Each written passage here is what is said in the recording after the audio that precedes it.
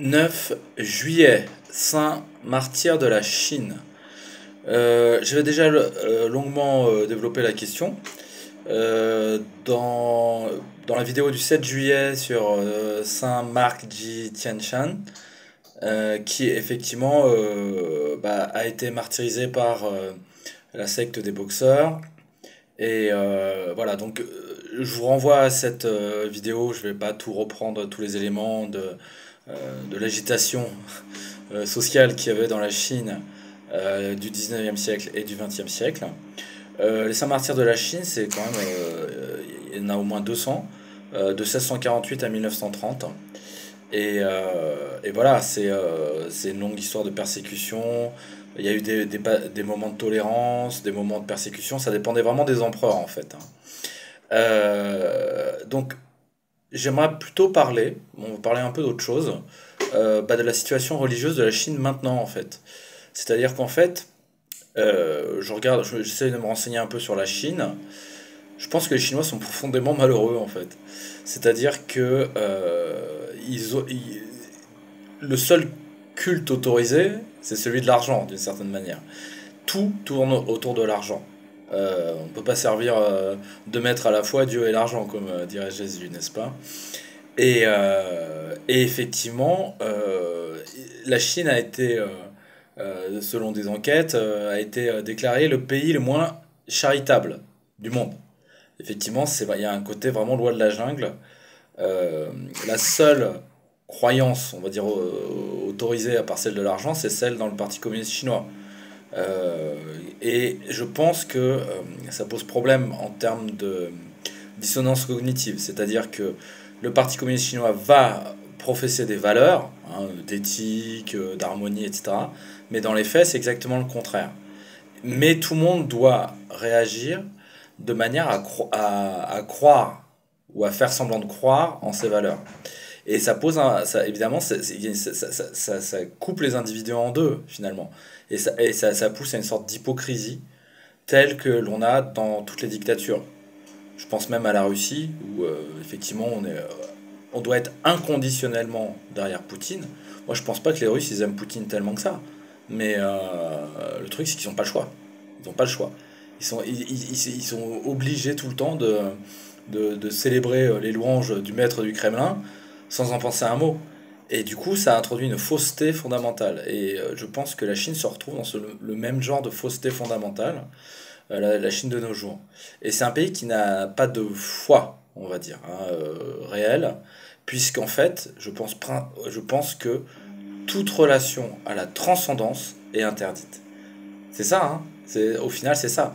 Euh, on n'a pas le droit, on n'a pas le droit de, euh, de croire en une transcendance autre que celle définie par l'État.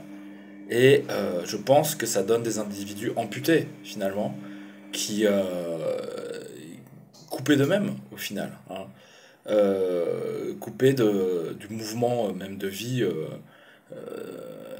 voilà. Et souvent, quand on voit dans la société chinoise, malheureusement, les Chinois sont féroces les uns envers les autres. Il y a des tas de faits divers terribles. Il y a des pressions familiales terribles. C'est une espèce de pression sociétale terrible qui aboutit à un mouvement de pourrissement silencieux, comme ça a été dit par certains sociologues, de pourrissement silencieux de toute une partie de la jeunesse qui fait le minimum pour rester vivants, qui sont complètement déclassés et qui croient en rien en fait, et ils ont aucune perspective d'avenir. Et je pense que c'est un pays qui est profondément marqué par le désespoir. Honnêtement, je pense qu'un peu de chrétienté, ça leur ferait pas de mal, hein. Ça leur ferait pas de mal, ça leur ferait pas de mal. Voilà, et ça aboutit à des pulsions et à des gestes pulsionnels de destruction comme on en voit apparemment en Chine. Il y a des tas de faits divers, de gens qui prennent un couteau ou qui prennent une voiture et qui foncent dans la foule, en fait, pour tuer le maximum de gens. Il y a des taux de suicide pas possibles. Enfin, je pense qu'il y a vraiment un sentiment d'abandon. Et voilà, donc les martyrs de Chine essayaient effectivement de professer cette foi. Ils l'ont payé de leur vie. La foi a été complètement éradiquée, ou presque, en Chine. Ça a été remplacé aussi par la superstition, puisque les Chinois sont très superstitieux, c'est bien connu. Ils adorent le chiffre 8, puisque le chiffre 8 c'est un chiffre de bonne augure, de bonne fortune. Donc du coup, il se vend des numéros de téléphone où il y a le maximum de 8 dedans en fait, hein. Et plus il y a de 8, plus le numéro de téléphone est cher. Bon, ce genre d'attitude quoi. Et finalement, voilà, c'est une pensée pour les Chinois qui souffrent beaucoup. C'est, je pense qu'il y a je peux pas m'empêcher de penser qu'il y a un grand malheur sur ce pays quoi. Et voilà, j'ai envie de dire aux Chinois, perdez pas espoir, perdez pas espoir. Vraiment, euh, même au fond de vos douleurs, il y a quelqu'un qui vous soutient en fait. Mais vous avez de plus grandes difficultés à le voir puisqu'il n'y a plus de relais. Il n'y a plus de relais, il n'y a plus de personne qui va vous parler de Jésus ou du Sauveur ou d'autres choses comme ça. Et voilà, donc c'est une situation bien triste. Donc courage aux Chinois. Vraiment une pensée